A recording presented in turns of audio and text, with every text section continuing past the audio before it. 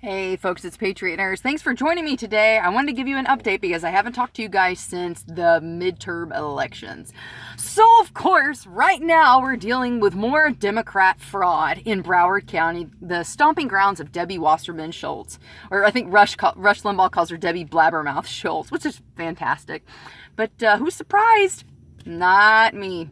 And at this point, the more that this drags on, the more that you can expect the party of resist, the party of, if you can't win an election honestly, you either import people who aren't supposed to vote, or you have dead people vote, or you have people who are allowed to vote multiple times.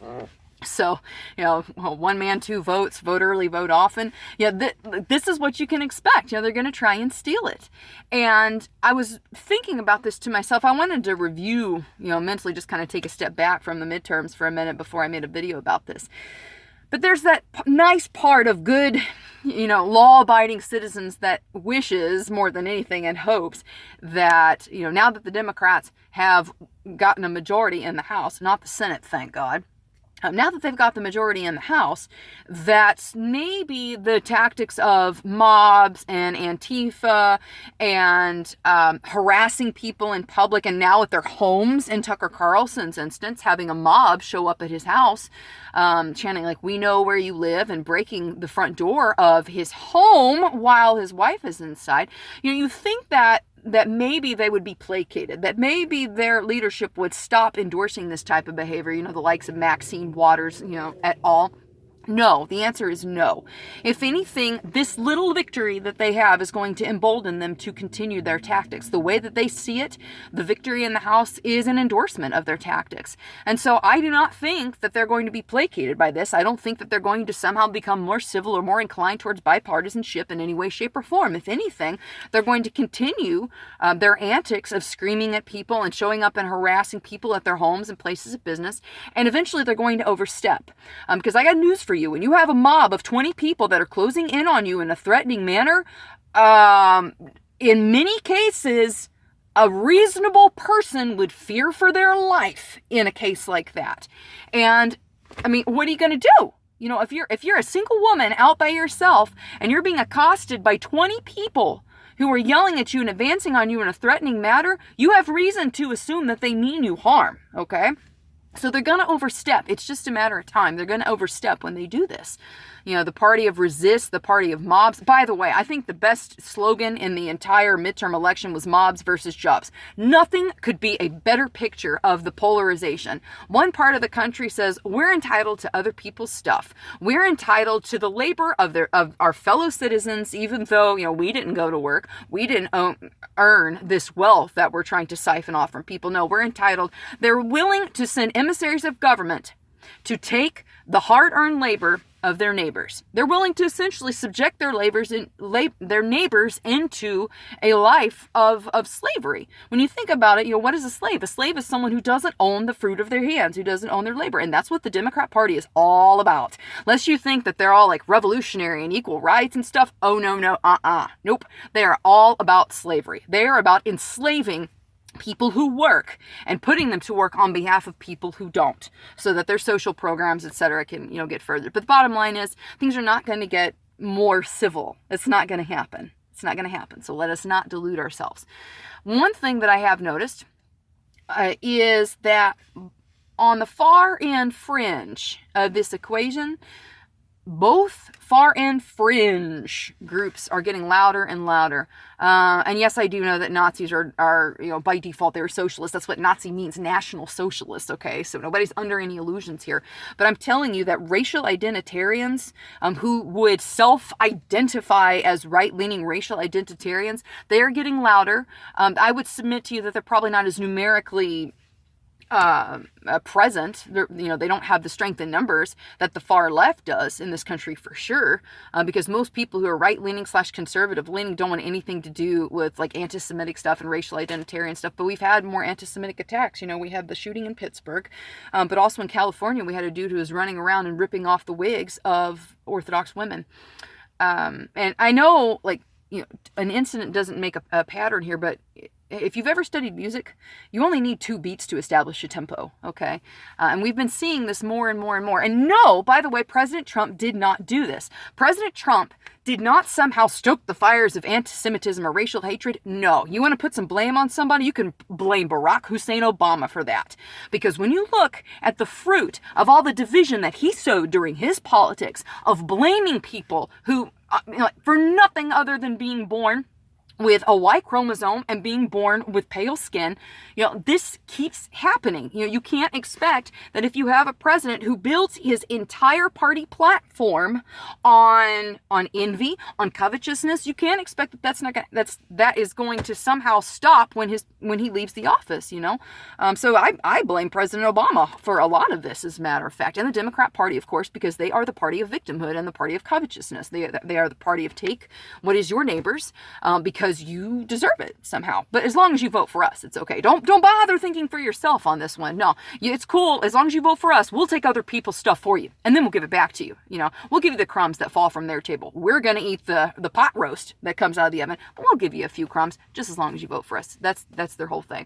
But the long and short of it is, the Democrats are going to be emboldened. They're not going to dial back. They're not going to engage in more bipartisanship now that they've got the House. The exact opposite is going to be the case. They're going to probably push harder than they have been pushing, because the way they view it, they have the mandate from the people. Not in the Senate, thank God, the House. It is so fascinating to me, because you've got the House, which is, of course, population-based, and then you have the Senate, where every state, of course, gets their 2 votes.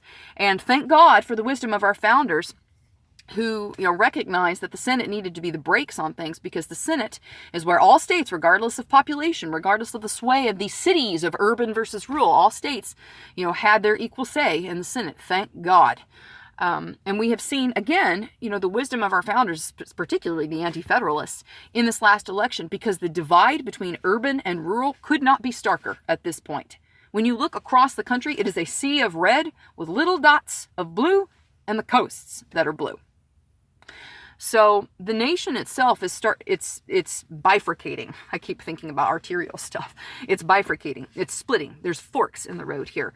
And a lot of it has to do with where you live. I would submit primarily because cities breed dependency. Urban environments breed dependency, and they breed an environment that is inherently covetous, because you have people who are, constantly, comparing themselves to each other. I want this. I want this. There's more stuff. There's more like buy. Build your self-esteem up by buying. Build your self-esteem up by spending money that you don't have. Whereas in many cases, in the sticks, you pretty much, hey bro, do you got a tractor? Yeah, I got a red one. You got a blue one. So what? It's just different. The divide between urban and rural, the divide between self-sufficient and dependent, it could not be starker at this point in our country. And I don't believe this whole idea, that people are spreading around right now about how conservative party platform, participants, CPPP, basically Republicans, that Republicans have, not the Republican doesn't make you conservative. I don't buy into the whole left-right thing, okay? So don't send me stupid emails accusing me of being, part of the system. You wouldn't believe the stuff I get, guys, seriously. But the Republicans are saying, no, that they've got a suburban woman problem. I personally think a lot of that is because of the influence of college education and the influence of postmodern thought secondary to that college education. College is not necessarily a guarantee of success, and it sure as hell is not a guarantee of intellect. I can guarantee you that, because I've met some stupid people, and I mean stupid, like cross your eyes, roll them back on the head, stupid people who had master's degrees and graduate degrees. Woo! Like you better bow down when they come in because they're a doctor or they have their master's. Like, whatever, man. Like, you were overeducated, underexperienced in your life, all right? And there's a lot of people who live in suburbia, not limited there, of course, but there's a lot of people, and I'll call out the women on this, a lot of women who live in suburbia who are overeducated and underexperienced in their lives. I'm not hating on women here necessarily, but there's a lot of women that I have talked to who I just kind of, like nod and smile, and there it is, overeducated, underexperienced, never gone anywhere in their life, never seen, like the effects of socialism firsthand, never been to a place where people are starving or where their skulls piled high from what happened when a communist government got in power because somebody decided it would be a great idea to level the playing field. overeducated, underexperienced. So yeah, the midterms, it solidifies what you inherently know as an intelligent thinking person, that there is a difference between people who live in the cities, and there's a difference between people who live out in the sticks, who live on farms, who take care of their own stuff, who don't depend on government services that come as a result of tax dollars. Okay. We know this, and I would submit to you that our founders had much more in common with people in the sticks than they did in the cities. As a matter of fact, Jefferson said that cities are where men go to devour each other. So they were right. The anti-federalists were right on this stuff. And the midterms is just more proof that they knew what they were talking about. So if you haven't read the anti-federalist papers, I would wholeheartedly endorse and recommend that. It'll give you a great perspective on life for sure. I'll put a link in the description box below. I'll make it so easy for you. It's so easy, so easy. Just click the link. It's there. Yeah, that's what I wanted to cover with you guys. Midterms it will embolden the Democrats. They're going to keep doing their thing. It will embolden further the radical leftist elements in this country. And the overcorrection to that, it will embolden racial identitarians who would call themselves right-leaning, but they're really not. You're going to see the emboldening of the ultra-left in the country, and then the corresponding hardcore pendulum swing. You're going to, see the racial identitarian, Jew-hating anti-Semites on the right. So I expect that. I'm prepared for it. And, a lot of this is a spiritual battle, guys. And that's not something that's comfortable to talk about. People don't want to hear it. But I'm going to tell you, there's a great deception that's running around right now. A lot of deception. People on the left are deceived. And people in these racial identitarian stuff, like, they're hardcore deceived too. They think they've got this special knowledge. Like, socialism just hadn't been tried enough. It just hasn't been tried enough. It needs to be given a fair chance. And then the other side says, oh, you just don't understand about the worldwide whatever conspiracy. You're not as enlightened as me, because I spend 14 hours a day online sitting in my mother's basement stuffing my face with Cheetos, and I clearly am a scholar of ancient Near Eastern texts. So it's a sign of the times, man. It's a sign of the times. So just be prepared. Take care of yourself. Take care of your family. Love people around you, and try and surround yourself with people who are like-minded but complementary. All right. Now, I'm not telling you to be in an echo chamber, for heaven's sakes, but like-minded but complementary. People who have different vantage points but an overall similar worldview as you, that's going to serve you no matter what. Hope it was helpful for y'all today. Ooh.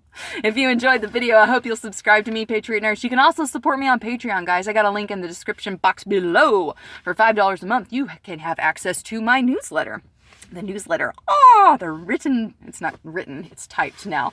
But the newsletter, I get to go into depth and share with you guys not only just the current events and my perspective on that, but also the medical things that we need to stay aware of. We're getting into flu season, and I'm given certain things. I have been for many, many years talking about, the super flu and super pandemics, that are long overdue.